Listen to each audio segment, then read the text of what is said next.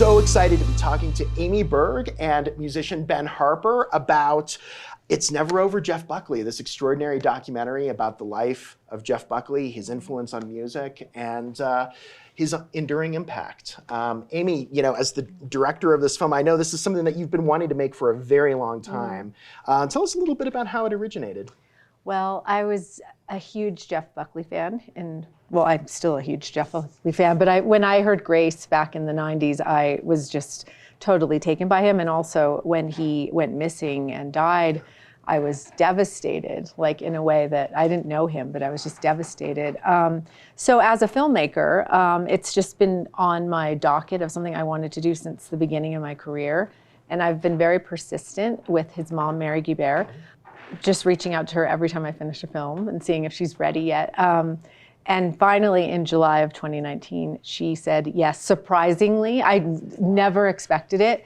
I was like thinking of ways to make it some other way because I just was like, I can't take another no. And she's preparing all that time subconsciously, do you think, to For sure, because she shared the archive with me in 2012 or 2013, and I heard these voice messages that he left for his mom, and I was a single mom at the time. My son's older now, but I related so much to Mary and like just this relationship. And I just really, really wanted to tell the story. Now, initially you had conceived of this film as a narrative film, right? I did not conceive of it.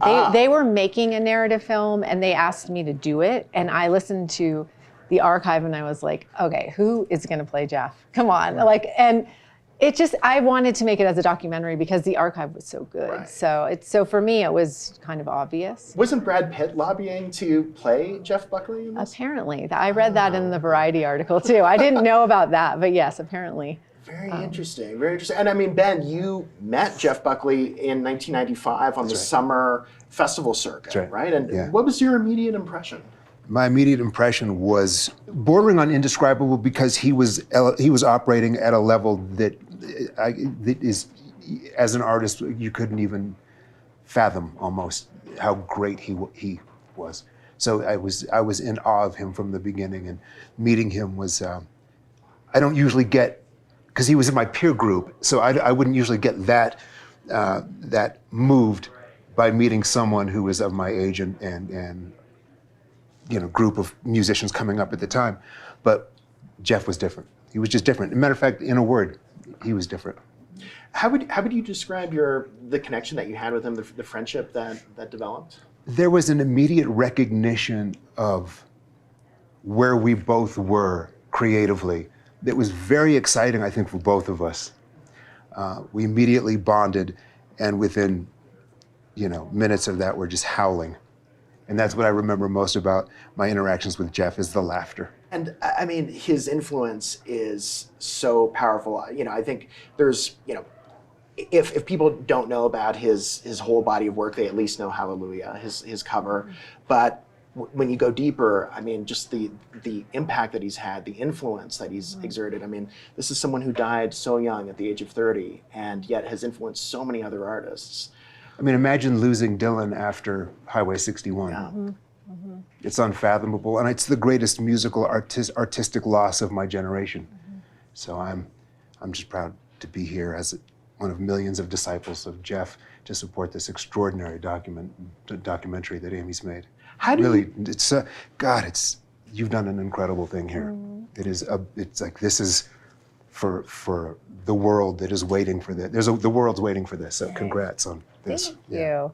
Yeah, I get excited when people haven't heard Jeff Buckley's music because I remember the first time I discovered it, and I just feel like there is an audience now that will get to experience that firsthand. Yeah, I mean, as a musician, Ben, what are some ways that you've seen his influence on other musicians since?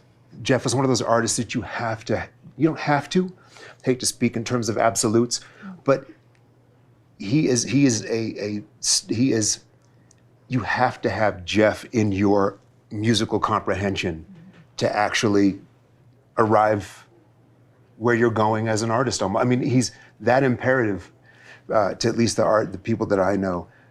He's just, you can't not have Jeff in your sphere of influence if you're going to actually reach for something beyond yourself in music. I've turned him, some of my greatest moments are turning Jeff on to people, like you said, who weren't aware of him, and it just changes them forever. He's a game changer. And I was saying this earlier, but I mean, again, being a disciple, and I'm thinking and I'm hoping, and I do save my prayers because I'm so insincere so often that I think I go to pray and God's like, how dare you, you know? Mm-hmm. But it is a prayer. I mean, this documentary kicks the door open for Jeff and all the flower, every flower that's pushed up from the earth should arrive at Jeff Buckley's altar. This is time. I would love this to be his time. He should be in the Rock and Roll Hall of Fame tomorrow. Mm. He should have an honorary Grammy tomorrow. I mean, in this incredible film, I hope is the jump-off point for that. It's astonishing that hasn't happened, that he hasn't been inducted into the Rock and Roll Hall of Fame. Thank you. At this point. Yeah. And that is astounding. Yeah. I mean, well, I think Janis only got in like 2 years ago or something. So I mean, sometimes it takes a while for people to come around. And of course, you made that extraordinary documentary about Janis Joplin. Mm-hmm. You've made so many different types of films. Some just incredibly serious, Deliver Us from Evil. Mm-hmm. You had made the Janis Joplin biographical documentary as well. West Memphis 3. Yeah, and West Memphis, exactly. Yeah, that's where we met, actually. Really? Yeah.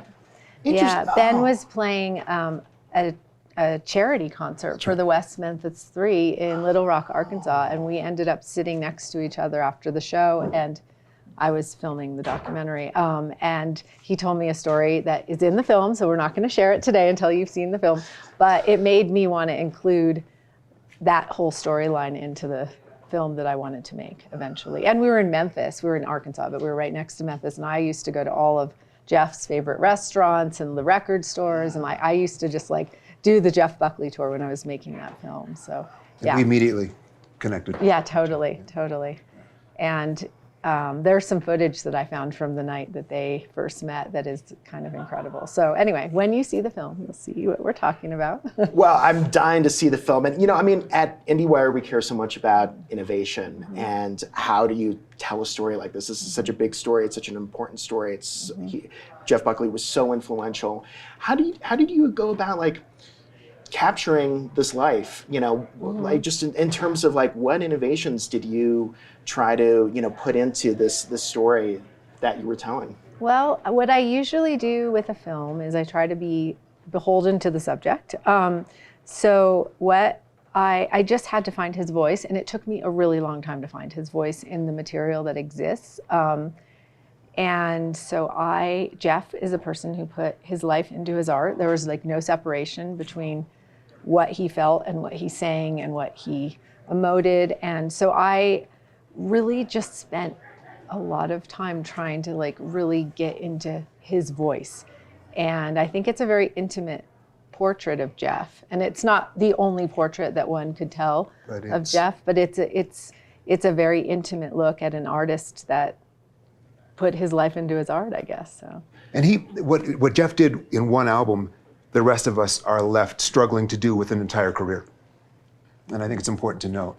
The only other artist I can think of that defined a career in one record is Lauryn Hill, and The Miseducation. Mm-hmm. But other than that, Jeff's the only other person I've known that Jeff didn't need a 12th album like the rest of us to try to actually arrive somewhere. Mm-hmm. I mean, he made a career's worth of music encapsulated in one exquisite work of art with grace.